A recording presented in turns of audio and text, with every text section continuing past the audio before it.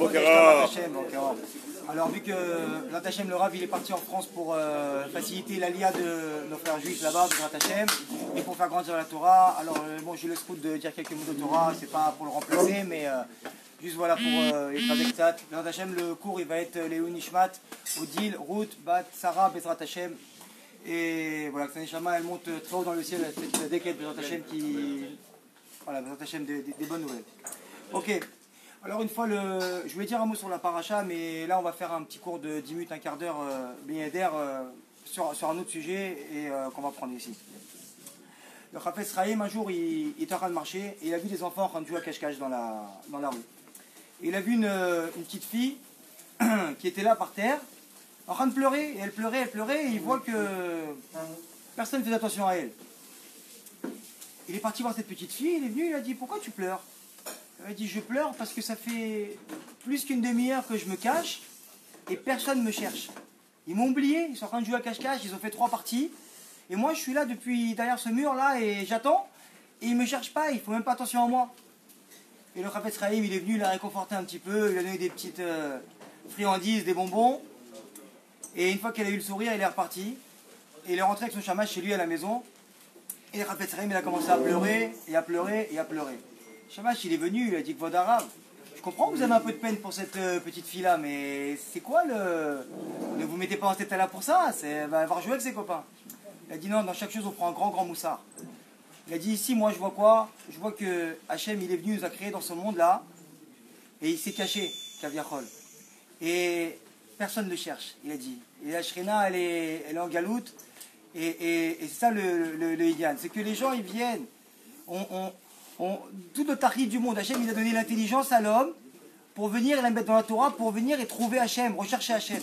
Et nous, ce qu'on fait, on prend cette intelligence-là et on la met dans des autres choses qui sont complètement à l'envers. Le Baal Shem Tov, il dit comme ça. Il dit que le plus grand ennemi de l'homme, c'est qui? C'est le corps. Alors on vient, on a un problème avec ça, parce que pourquoi? On voit comme ça que le corps, il vient, il fait un écran entre nous et Hachem, donc il nous empêche de trouver Hachem. Mais de l'autre côté, on a un dilemme, parce que le corps, on a besoin. Si quelqu'un qui vient et qui n'a pas de corps, qui n'a plus de corps, il ne peut plus faire Torah et Mitzvot dans ce monde-là. Alors comment ça se passe? Ramchal, il vient dans le Messiah Yesharim et il dit quoi? Il dit que tout le Inyan, c'est pas de venir et de prendre le corps et d'enlever le corps. Comme à Mabdil, notre bouche n'avait même pas ses propres pour parler des tzadikim comme Baba Saleh, comme des gens comme ça, qui faisaient des Ta'anit Afsaka, ça veut dire que, comme vous savez très bien, de samedi soir jusqu'à vendredi avant l'entrée de Shabbat. Et toute la semaine, ils ne mangeaient pas. Pourquoi? Pour complètement atténuer ce corps-là, l'enlever et venir se rapprocher d'Hachem. Enlever ce mur-là, avec qui jouent à cache-cache les enfants là-bas, l'enlever et dire voilà Hachem, moi je te cherche et je te trouve. Alors c'est sûr que ces tzadikim-là, ils sont à des gros niveaux qu'on ne peut même pas prétendre nous. Mais il y a autre chose qu'on peut faire. Nous, on peut venir atténuer comme ça l'état vote du corps en faisant quoi? Simplement. Le Ramchal, il dit, tu vas dans un mariage. Tu vois maintenant qu'il y a 12, il y a 15 salades devant toi. C'est quoi la salade que tu préfères? Toi, tu vas venir maintenant à ton niveau, tu regardes les salades qui sont sur la table. C'est quoi les salades que tu veux, toi? Toi, tu préfères quoi? Le carpaccio de bœuf là-bas? Alors, tu regardes ce carpaccio de bœuf et tu lui dis, voilà, celui-là, cette salade, Hachem, celle-là, je la touche pas, elle est pour toi. Moi, le korban, comme Baba Saleh, il fait là-bas, il fait une Atanit Afsaka là-bas d'une semaine. Moi, à mon niveau à moi que tu m'as donné, alors quoi, je prends ce carpaccio de bœuf, je ne le touche pas, je ne le mange pas, je le laisse. Maintenant, je ne sais pas, je ne vais pas affaiblir mon corps, parce que moi je ne suis pas à ce niveau-là. Je vais manger le fond, je vais manger tout le reste, je vais tout manger, et comme il faut, du début à la fin, avec le dessert, avec tout. Mais ça, Hachem, je l'ai donné pour toi. Et quand on fait ça, il y a une grande lumière qui vient atténuer comme ça l'écran qui est entre nous et Hachem. Et c'est ça le Inyan aujourd'hui, pour des gens simples comme moi, comme nous, de venir et de se rapprocher d'Hachem, c'est ça qu'on peut faire. Ça, dans chaque massif qu'on fait dans la vie, on peut faire ça.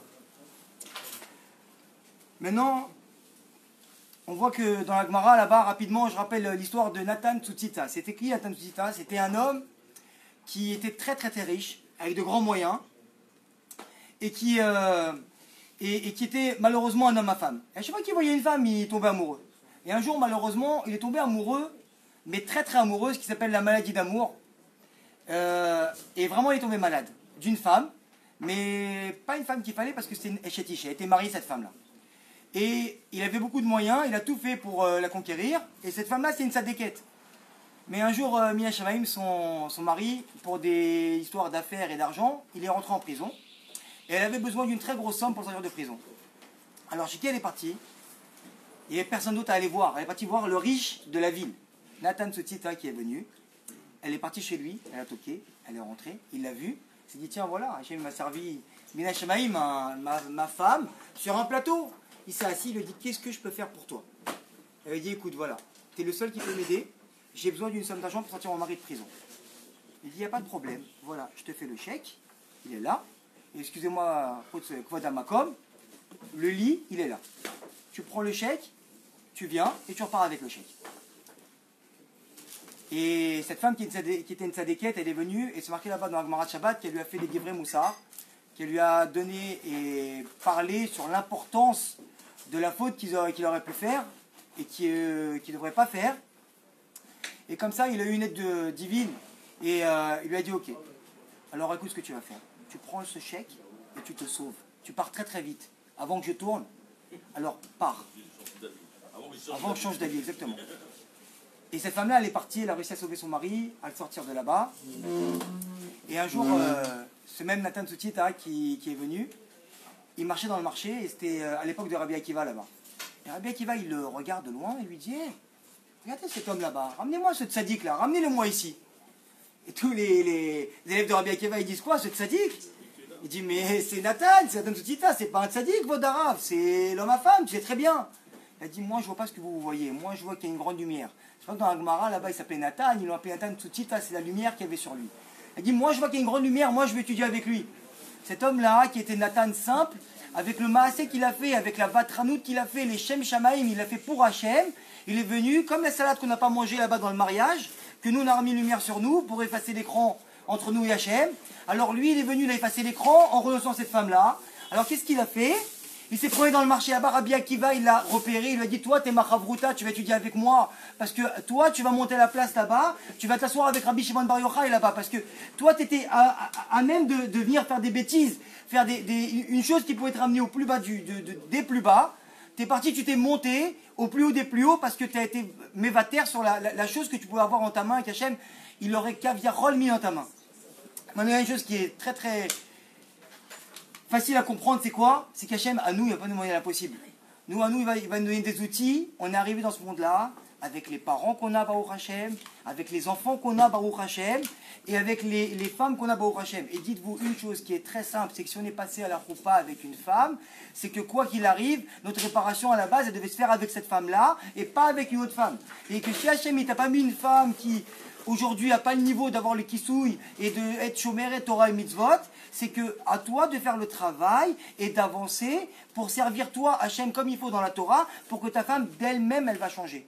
C'est marqué là-bas dans mes Yesharim, je fais une petite aparté, que si l'homme il vient et qu'il fait Torah et mitzvot les Shem Shamaim à 100%, les gens autour de lui ne pourront pas lui faire de mal. Les gens autour de lui ils vont l'écouter, ils vont venir sans qu'il demande, ils vont lui faire les choses. Il dit que même là-bas, il y avait un rave qui donnait un chiour, je ne me rappelle plus de son nom malheureusement, il dit que même si l'homme là-bas il a un chat à la maison, tellement que le chat il deviendrait gentil qu'il ne viendrait plus chercher les souris.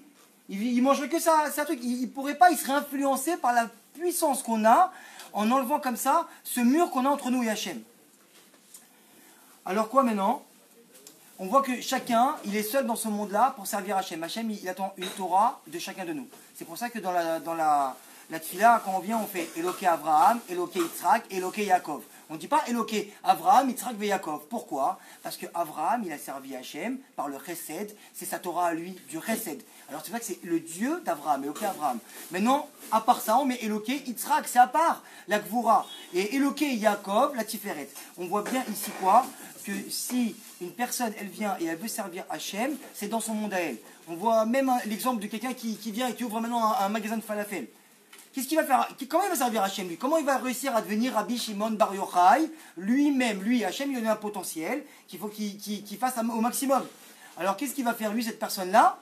Il va venir, il va faire attention que l'huile, elle ne soit pas abîmée, que ça va pas faire du mal aux gens. Il va servir les gens dans leur sandwich à eux, du mieux qu'il peut. S'il y a une salade qui est un peu avariée, il va pas venir rajouter un peu de piment là-bas et dire ça va piquer un peu, ça se sent pas, et je passe ma salade. Non, non, non, non. Comme tu fais pour toi, tu fais pour eux. Tu changes les salades tous les jours. Tu fais, toi, ta avodat Hashem, tu fais un sourire, tu donnes aux gens, t'arnaques personne, et c'est comme ça que toi, tu vas arriver au niveau de Rabbi Shimon Bar Yochai, et que tu vas enlever tous ces écrans qui y a entre toi et Hashem.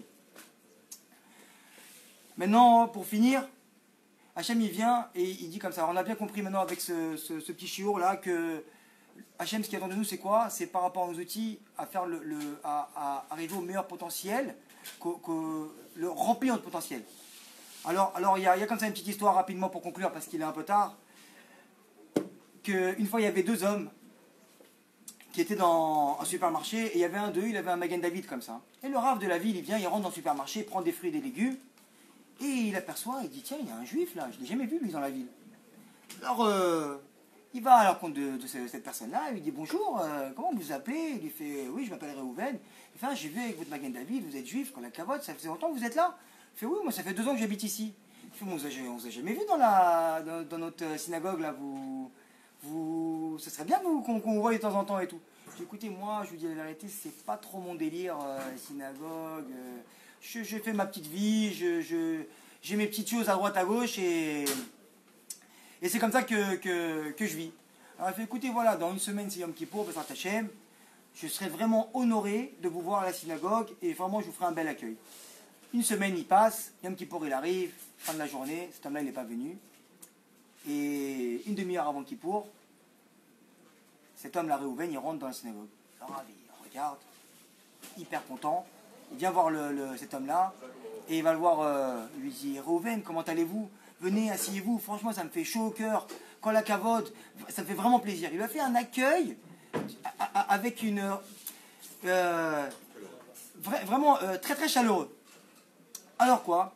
Ce Reuven là, de fil en aiguille, ils ont commencé à lier d'amitié avec le Rav. Il a commencé à venir, et à venir, et à venir, et les Shabbatot, et à répondre Amen au Kaddish, et s'asseoir, et commencer comme ça, de fil en aiguille, à étudier un petit peu, et bon Hachem, d'avoir le derrière d'un bon juif. Maintenant, à 120 ans, ils arrivent, ces deux hommes-là, ils sont niftar, et ils arrivent là-haut pour prendre leur salaire. Le Rav, il fait la queue comme ça, c'est un machal bien sûr. Alors, il y a le caissier qui est là, qui vient pour payer tous les gens. Le Rav il fait la queue, il arrive, il pose ses valises, Vod Arav, Kol HaKavod. Voilà, on vous donne vos clés. Vous avez ici un beau 3 pièces, un immeuble standing. Installez-vous. Le Rav il est content, il voit l'immeuble, magnifique. Il commence à avancer. Il dit, mais attends, il y avait ce Reuven là, il était à 2 personnes derrière moi. Je vais attendre un petit peu, je vais voir qu'est-ce que lui il voit comme salaire. C'est manienne comme ça de voir un peu ce que les gens ils récoltent dans ce monde-là. Et ce Reuven il arrive, il lui donne les clés, voilà. Alors il dit oui, c'est par où je me dirige. Vous écoutez, vous avez ici la villa 12 pièces face à la mer.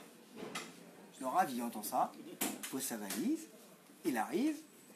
Excusez-moi, je ne veux pas me mêler de votre histoire, mais moi je suis le Rav de la ville, moi. C'est moi qui lui ai dit de venir à la synagogue. Lui, il est juste venu comme ça quelques fois. Et le monsieur lui a dit non, non, il n'y a pas ici, c'est le Hémet, on ne se trompe pas ici. Il a dit vous étiez ici, vous deviez être tout le Rav d'Israël. Vous êtes resté votre Rav de votre petite synagogue. On vous a donné là-haut du ciel une lumière et un potentiel pour devenir le Rav d'Israël entier. Et vous êtes resté comme ça, cloîtré dans votre petite structure comme ça. Vous n'avez pas voulu faire plus, vous n'avez pas voulu travailler Hachem plus que ça. Alors que lui, il ne devait même pas rentrer dans une synagogue. Lui, toute sa vie, c'était même pas il devait rentrer dans une synagogue, il devait juste un bon juif. Et qu'est-ce qu'il a fait? Il est venu, il a étudié, il a répondu Amen, il s'est réveillé le matin à la tefila. Alors ça, c'est ce qu'Hachem il paye. Hachem il paye pas les résultats. Ici, on peut être des grands rabbins et on ne sait pas ce qui se passe dans le ciel. C'est complètement à l'envers. Là-haut dans le ciel, Hachem il vient, il donne des potentiels à des gens, alors que c'est complètement un four. C'est que Hachem il donne le potentiel pour être grand rabbin d'Israël. Et les gens, ils en font des choses que c'est même pas... Ils rentrent même pas dans une synagogue. Et là-haut dans le ciel, ce qu'on paye, dans Hachem, voilà, c'est l'effort. Voilà ce qu'on voulait dire pour aujourd'hui.